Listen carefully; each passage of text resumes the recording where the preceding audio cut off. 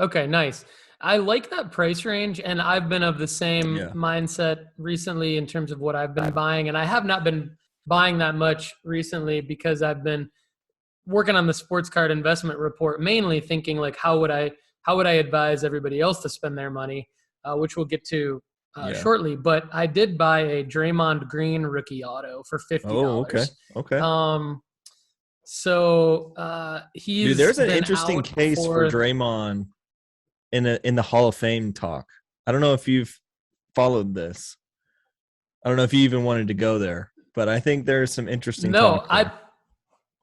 I'd love to go there. I'd love to go there. I want to hear what you have to say about that in a second here. But just yeah. So it's a raw 2012 2013 Panini sticker auto. Good looking card. And there's my thought on Draymond is that, and this is not unlike how I would advise everybody to make their investments. Um, there's some markers coming up for his card value to potentially rise. Obviously, the Warriors are in a position where they look, I would say, guaranteed to make the Western Conference Finals, which is a big deal. That'll generate a lot of hype.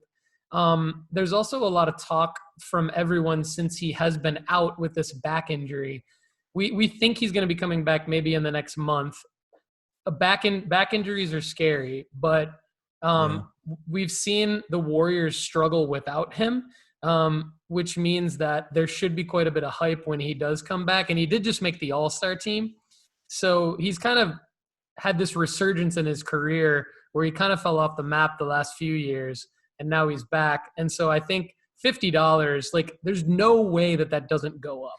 Like, there's Yeah. just, I mean, it may not. Well, let me rephrase that. There's no way that it goes down. It may not go up, but as long as it doesn't go down and I can get out of it what I put into it, Yeah. that's fun because you owned the card for a little bit and you got that thrill, right? So, but no, now I want to hear your thoughts on that and definitely elaborate on the Draymond Green Hall of Fame talk, because that would be great. That would be another marker, right? And just the fact that there is the talk is a marker in itself. Yeah, I mean, when you think about guys that I want to start this off by saying although baseball is like my full-on card element, I was a college basketball coach, so I do have some background in basketball. And when I watch Draymond, I think of like the villain, like when you think of the Detroit Pistons, when you think of Dennis Rodman, you think of um, all those types of players. I think and that's kind of what the media has portrayed him out to be on ESPN and all that. But I also think with that, there's also like this other side of Draymond that's like the ultimate teammate almost. Like the guys love him, and you see a couple of weeks ago when Clay came back and he was not healthy at all, but he started the game just to be on the court with Clay, and how big of a deal that was for Clay, Steph, and Draymond to be on the floor together. And that was a really cool moment.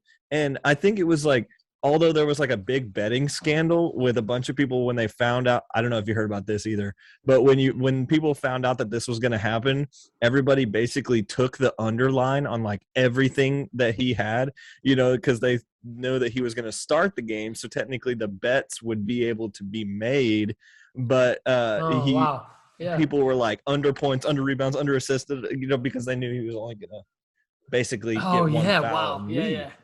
So, I like that. Holy cow. Well, it's smart yeah, if you're in there and you can make those yeah. plays. If you were able to snag that and like the bookie actually paid it out, I don't really know. I'm not super into that, so I don't know a whole lot about that. But when you talk about Draymond and you talk about that team nucleus together, and especially everything they went through with Durant and all that kind of stuff, and winning the championships, I think he's got like how Steve Kerr has the effect of being on that Bulls team. Like Steve Kerr would have been probably great in other teams, but he was on that Bulls team, which makes him like his name just goes a little bit louder, especially before he got to the Warriors. Like I think when you talk about Michigan State greats, he comes from a great college background. You got Magic coming out of there as well. He does all the dirty work. He's willing to be a great teammate. He's on one of the best teams of all time. He's won several championships. And I think another interesting thing is when you look at his all-time rebounds, the 3 guys underneath him, I believe, are all in the Hall of Fame already. And so you're like, well, okay, you know, in at least one category, he has Hall of Fame numbers. And so, yeah, I don't know. I also think he's one of 2 players of all time to get a triple-double that doesn't include points. Yeah. I'm pretty sure that's the case. That happened this year. I think that he is on track to be a Hall of Famer. I mean, with everything you mentioned. How old is he? You know, that's a good question. I don't know off the top of my head. I want to say he's in his early 30s, but I'm not sure. I'm gonna look it up right now. But I think that he, you know, it doesn't take 31. a lot to get into the 31. Okay, so it doesn't take a lot to get into the basketball Hall of Fame, the Pro Basketball Hall of Fame. You know, I think it takes championships. I think it takes obviously stats. I think a guy like Draymond has a really good chance, and just the chatter around him is obviously probably better for the hobby than anything else. Probably better for his hobby value. So just the fact that he's like relevant, and he has a podcast, and he makes it in the news. People like to talk about him. I like that you kind of mentioned Rodman. He is, you know, Michigan State, and I love that you mentioned Magic. He definitely at Michigan State was like the fan favorite, and Izzo loved him, and no one ever thought that he would have a pro career. And then he got drafted in the second round, so it's kind of like, oh, he got drafted. That's cool. He got drafted. We're happy. And you know, as Michigan State fans, and then all of a sudden he's like, a few years later, he's an all-star, and and he's getting his second contract, and we're like, okay, this guy's, you know, he's just getting started. So, I think he's gone under the radar in the hobby, and I think there's markers coming up for him, like with the Warriors. I think winning matters more than anything else in basketball cards, and so the fact that he's gonna, you know, he'll be part of a team that should go very far. Like you said, he's only 31, so.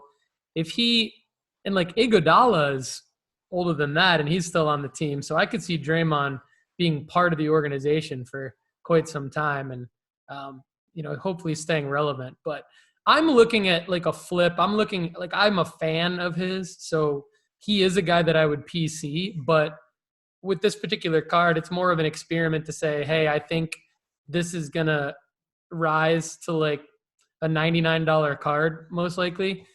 In June or May. So let me try to flip it then for that and see what happens. So that was kind of my thought with that. I think I did make a couple. Sorry, go ahead. I think we're on a little bit of a delay, but it's all good. I'll go ahead. What were you going to say?